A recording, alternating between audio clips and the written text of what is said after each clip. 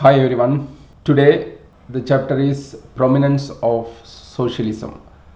So prominence means the importance of something like that, importance of socialism. Okay.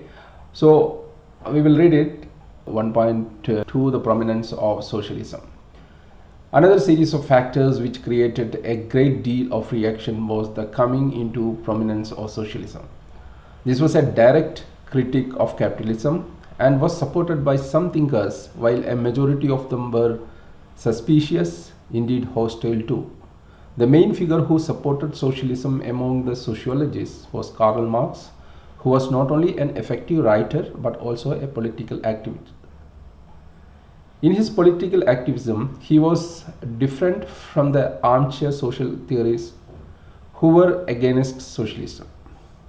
That is, they wanted to improve and streamline the capitalist system of defects, like the creation of alienation among factory workers, masterfully depicted in the movie Charlie Chaplin's Modern Times. They did not feel that socialism was in any way an answer or solution to the ills of capitalism. It has been pointed out that Marx's socialism was often seen as a counterpoint from which to develop different theories. Now, due to the Industrial Revolution, there were great movements of people from the rural to urban locales.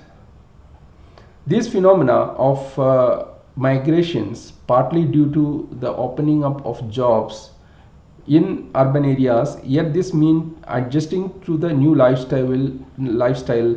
Urban areas also saw negative factors entering into the picture, such as pollution, overcrowding, inadequate transport systems, disparities in income, and so on.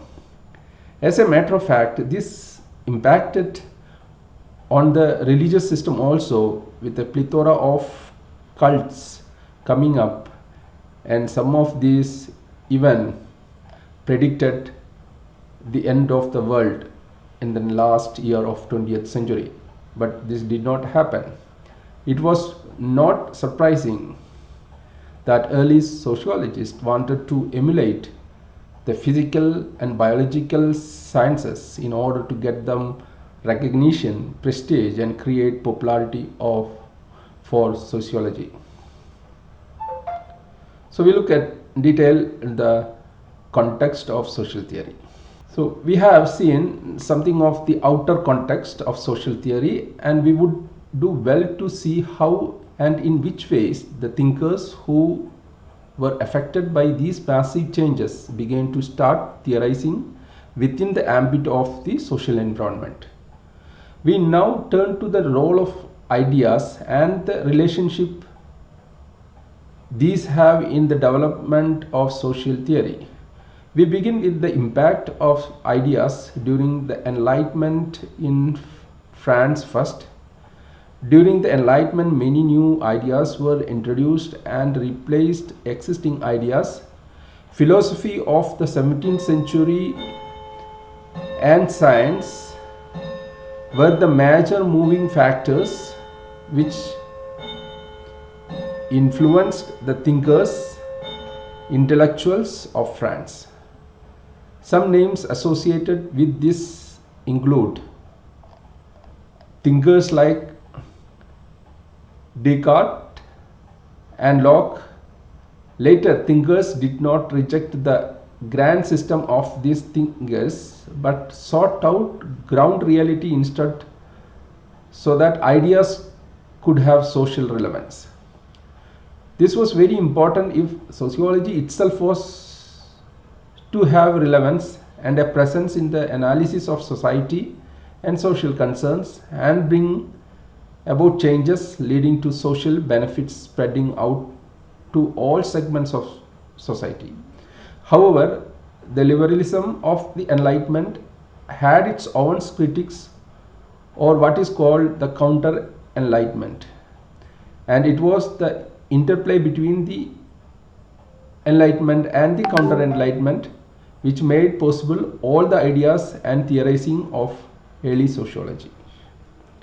Thus, for example, the Counter Enlightenment ideologues like de Bonald wanted a return to medieval times where they felt life and living was far more harmonious than the Enlightenment.